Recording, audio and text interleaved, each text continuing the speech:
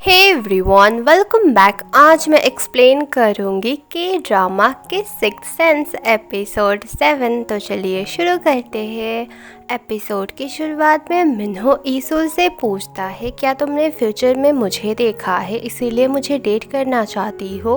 वो बोलती है पता नहीं, लेकिन मैं तुम्हारे बारे में सोचना बंद ही नहीं कर पा रही हूँ। शायद मैं भी तुम्हें पसंद करती हूँ और मैं देखना चाहती हूँ कि फ्यूचर में हमारा कैसा जाता है। मिन्हो बोलता है ठीक है, मुझे जो सुनना था वो मैंने सुन लिया और मैं राजी हूँ तुम्हें डेट करने के लिए। तो चलो आज से हम डेट करना शुरू करते हैं। नेक्स्ट डे ईसुल बहुत ही ज्यादा डरते हुए ऑफिस आ रही थी। बार बार बोल रही थी मैं मिन्हो को फेस कैसे करूंगी और क्या सच में हम लोग डेट कर रहे हैं। ऑफिस में मिन्हो और ईसुल मिलते हैं। मिन्हो बस काम की बातें ही करता है और उसे ढेर सारा काम भी देता है। ईसुल एकदम हैरान हो जाती है कि ये कितना खड़ूस है, बस काम की बातें ही करता रहता है। पूरा दिन वो काम कर रही थी और मिन्हो का वेट कर रही थी। वो बोलती है इसने एक बार मुझे कॉल तक नहीं किया। मिन्हो उसे कॉल करता है, फिर रेस्टोरेंट लेके जाता है। दोनों थोड़ा सा ऑकवर्ड फील कर रहे थे।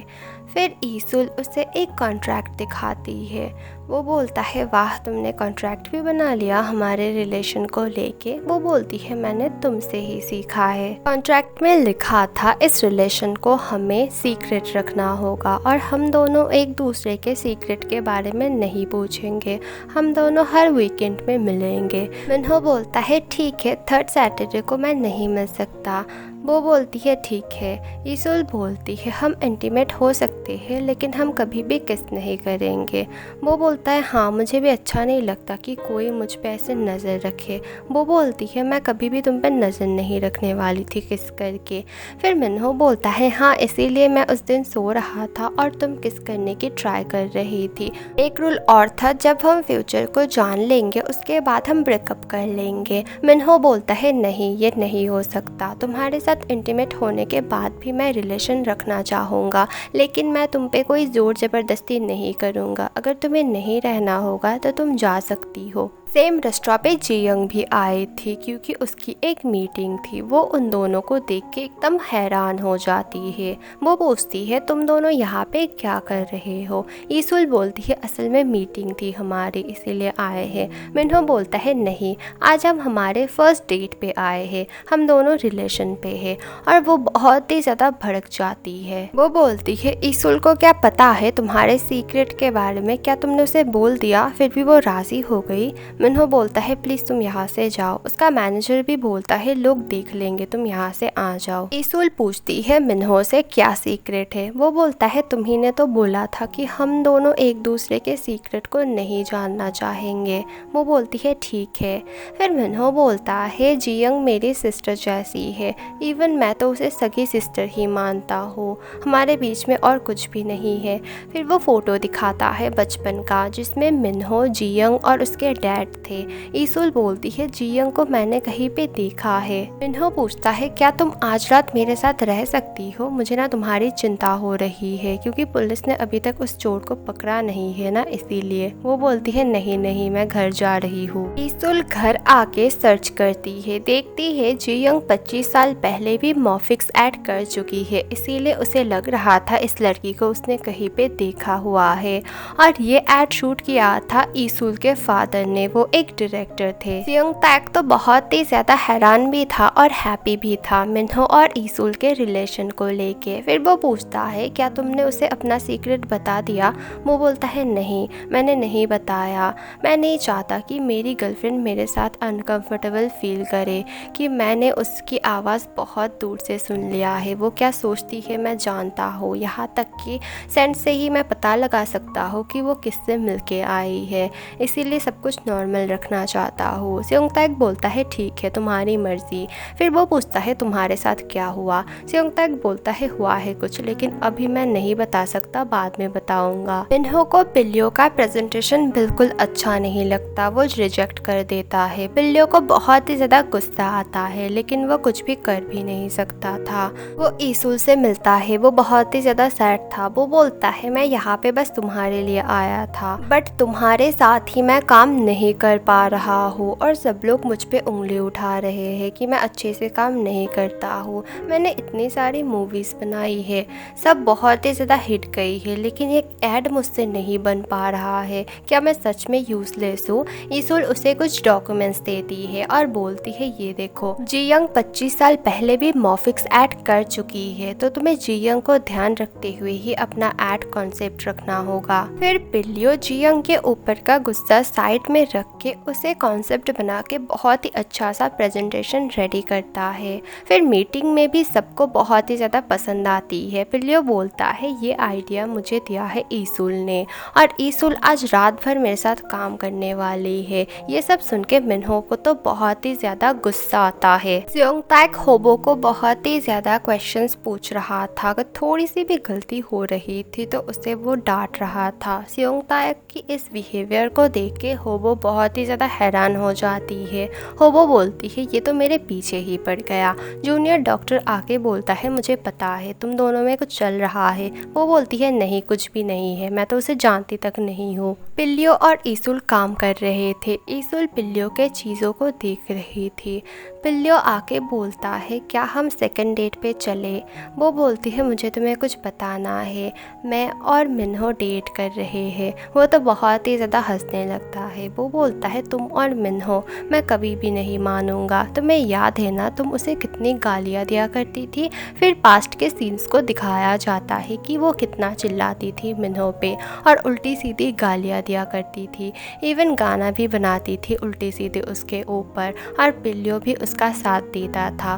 पिल्लियो बोलता है तुम तो उससे सबसे ज़्यादा नफरत करती थी ना? वो बोलती है हाँ करती थी, लेकिन अब नहीं, अब हम दोनों डेट कर रहे हैं। वो हंसता है। पिल्लियो उसे बोलता है तुमने इस बार भी मुझे चांस नहीं दिया और उस बार भी नहीं दिया था, तुम ऐसे ही ब्रेकअप करके चली गई थी। इस बार मैं आया था सब कुछ ठीक करने, लेकिन तुम तो किसी और के साथ रिलेशन में हो, फिर भी मैं तुमसे बहुत ज़्यादा प्यार करता हूँ। ये सभी ईसुल सोच रही थी। मिन्हो आता है और उसे लेके स्टोर रूम पे चला जाता है और बोलता है सुनो, हमारे रिलेशन के लिए कुछ और रूल्स ऐड होंगे। ये मैंने पहले नहीं सोचा था, लेकिन मुझे ना बहुत ही ज़्यादा जेलसी फील होती है अगर तुम किसी और के साथ होते हो, क्योंकि मैं तुम्हें बहुत पसंद करता हूँ और मैं एक पॉजेसिव एंड जेलस बॉयफ्रेंड हूँ, तो लोगों से ना दूर रहना। फिर कुछ लोग आने वाले थे, इसकी आवाज़ ना उसे पहले ही आ जाती है। वो ईसुल को लेके छुप जाता है। फिर वो बोलती है तुम्हें कैसे पता चला कि यहाँ पे लोग आने वाले थे? वो बोलता है पता नहीं, लेकिन ईसुल को इतने पास देख के वो बहुत ही ज़्यादा घबरा जाता है। वो बोलता है सुनो और एक बात करनी है। वो बोलती है क्या? मिन्हो बोलता है अगर मैं चाहूँ तो तुम्हें किस कर सकता हूँ, और जिस दिन हम किस करेंगे उस दिन हम इंटीमेट भी होंगे। और मैं ना तुम्हारे साथ रिलेशन में इसलिए नहीं आया हूँ कि तुमने फ्यूचर देखा है, असल में मैं तुम्हें बहुत दिनों से बहुत ज़्यादा लाइक करता हूँ। वो बोलती है कब से? लेकिन आपने कभी बोला क्यों नहीं? वो पास्ट की बातें बोलना स्टार्ट करता है। 5 साल पहले उसने देख के बोला था कि फाइनली हम मिल चुके हैं। वो उससे बात करने जाता है, लेकिन देखता है कि उसके लैपटॉप में ना डिस्प्ले में था पिल्लियो और उसके पिक्चर, और देख के उसका हार्ट ब्रेक हो जाता है। फिर 4 साल पहले ईसुल बैठ के पिल्लियो के पास उसके नाम के बुराई कर रही थी। वो मिन्हो को बहुत सारी गालियाँ दे रही थी और बोल रही थी वो हमेशा मुझे टॉर्चर करता रहता है, और वो बोलता है तुम दोनों तो बहुत ही ज़्यादा चिपके हुए थे और मुझे देख के बहुत ही ज़्यादा दुख हो रहा था। और तुम्हें याद है ना तुम जब भी रोया करती थी तुमसे मैं क्वेश्चन पूछता था कि क्या तुम्हारा ब्रेकअप हो गया है?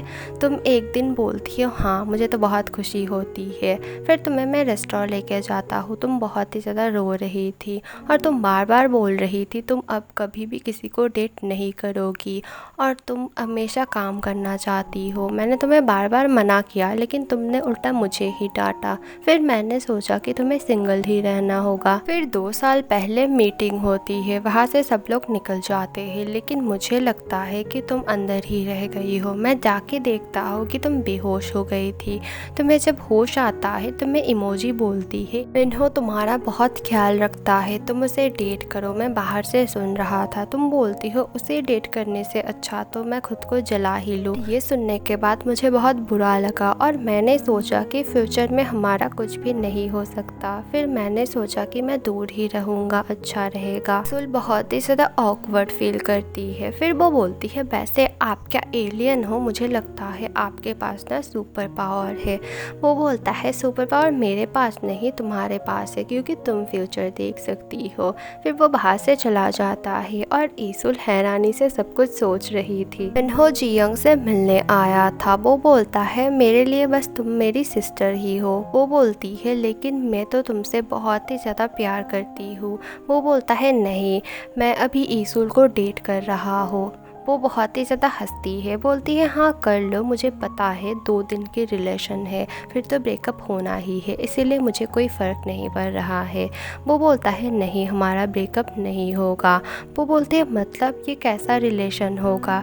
तुम्हारे सीक्रेट के बारे में उसे कुछ भी पता नहीं है, अगर पता चलेगा तो वो भाग जाएगी और तुम तो उसे छू भी नहीं सकते, इवन किस भी नहीं कर सकते हो, ऐसा रिलेशन कैसे चलेगा? वो बोलता है मैं कर सकता हूँ और करूँगा, और मैं कर भी चुका हूँ, मुझे कोई प्रॉब्लम नहीं होती है। वो बोलती है झूठ मत बोलो। मिन्हो बोलता है सच में, ईसुल ही मेरी दवा है, वो मेरे पास रहती है तो मेरी तबीयत बहुत ही अच्छी रहती है और मुझे कोई भी प्रॉब्लम नहीं होता है उसके वजह से। वो फिर भी नहीं मानती है। मिन्हो बोलता है अब मानना ना मानना तुम्हारे ऊपर है। ईसुल सपना देखती है कि वो डूब रही थी और ये सपना वो बहुत बार देख चुकी है। मिन्हो एक ऑर्फनेज में जाता है, वहाँ से ही उसे अडॉप्ट किया था जियोंग के डैड ने। उसके डैड से वो मिलता है, फिर उसके डैड पूछते हैं वो लड़की कैसी है। वो बोलता है अभी हम डेट कर रहे हैं। वो पूछते हैं क्या तुम उससे मुझे मिलाओगे? वो बोलता है हाँ मैं ज़रूर मिलाऊंगा। हर 3rd सैटरडे को मिन्हो यहाँ पे आता है। ईसुल उसे मिस कर रही थी। वो बोलती है पता नहीं ये 3rd सैटरडे इतना बोरिंग क्यों होता है, मुझे शायद मिन्हो से मिलना है। वो घर जाके देखती है उसकी मॉम उसके लिए वेट कर रही थी। वो बहुत सालों के बाद आई थी और उन्हें उसका पासपोर्ट पता नहीं था, इसीलिए वो बाहर ही थी। फिर दोनों बहुत सारी बातें करते हैं। उसकी मॉम बोलती है देखो इस उम्र में मैं शादी कर रही हूँ क्योंकि मुझे उनसे प्यार हो गया है और तुम कितनी बोरिंग लाइफ जी रही हो। ईसुल हंस के बोलती है मेरा भी बॉयफ्रेंड है। वो बोलती है ठीक है मिलवाना। वो बोलती है ठीक है। मीटिंग में सबको प्रेजेंटेशन बहुत ही अच्छी लगती है और कंपनी के लोग बोलते हैं ईसुल को भी ऐड करने के लिए इस प्रोजेक्ट में, क्योंकि उसके डैड का ऐड था 25 साल पहले। पिल्लियो और मिन्हो दोनों ही बहुत खुश होते हैं। ईसुल को डांट रही थी टीम लीडर, वहाँ पे मिन्हो जाता है और बोलता है आज से ईसुल फिर से मेरे साथ काम करेगी, और दोनों ही बहुत खुश थे। पिल्लियो ईसुल को कॉल करता है और बोलता है मैं बहुत खुश हूँ तुम्हारे लिए और मुझे कुछ काम था तुमसे। फिर ईसुल बोलती है मैंने तुम्हें डॉक्यूमेंट्स भेज दिया है। वो डॉक्यूमेंट्स को देखने लगता है और उसके अंदर उसे मिलता है ईसुल और मिन्हो की रिलेशनशिप की कॉन्ट्रैक्ट, और वो बहुत ही ज़्यादा हैरान हो जाता है। पिल्लियो ईसुल से मिलता है और वो बहुत ही गुस्से में था। वो बोलता है तुम इतनी बदल गई हो कि तुमने रिलेशनशिप के लिए एक कॉन्ट्रैक्ट बनाया है, क्या प्यार कोई खेल है तुम्हारे लिए?